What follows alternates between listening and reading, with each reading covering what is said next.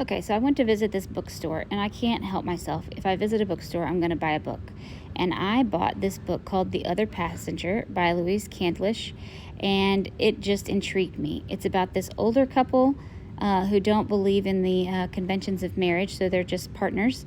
And they live in a very ritzy area of London because the girlfriend is very well-to-do from her family.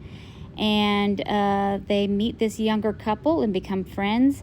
The young lady works with the not wife, and there's, it almost is like they're living vicariously through these young people and doing the stupid things that young people do at times.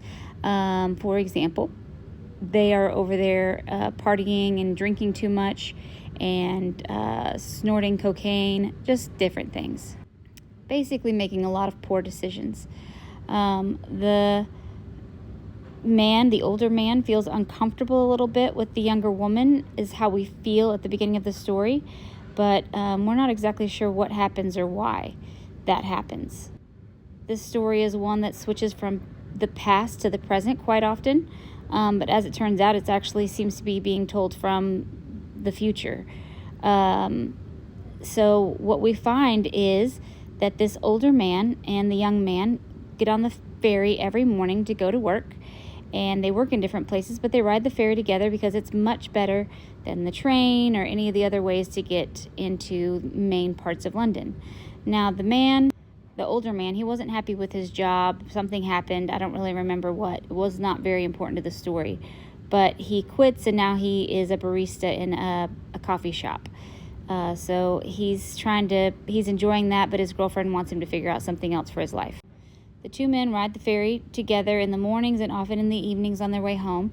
But one day, the younger man is not there, and we don't know what happened to him. But all we do know is that when the older man gets to his location where he needs to get off for work, he ends up being met by some police detectives, and they take him for questioning, but they don't want to bring him in and make it official, and he doesn't want them going into work and causing gossip. So he spends a lot of time telling this story and rehashing it, and then we're trying to figure out what happened to that young man. It was actually an intriguing story because you would come to parts where you knew that the characters knew that they were making a poor choice, but they did it anyways. And it was almost like cringy because you wanted to tell them, don't do that. What are you doing? You're ruining everything. But basically, this older man spends the whole book telling his side of the story. And then you find out what actually happens.